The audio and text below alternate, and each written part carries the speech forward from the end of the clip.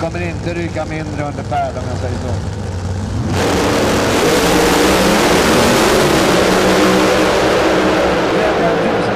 Iväg.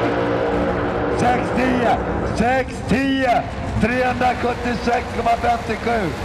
Helt öppet. Grymt skruvat. Gud vad duktiga ni är. Stefan Pettersson ser så glad ut. Lapparen går och flinar. Ja, det är grymt bra jobbat. 6-10 var värt lika mycket som att spela Ola Dahlblom. Och han körde en 6-31, vilket är kanonbra.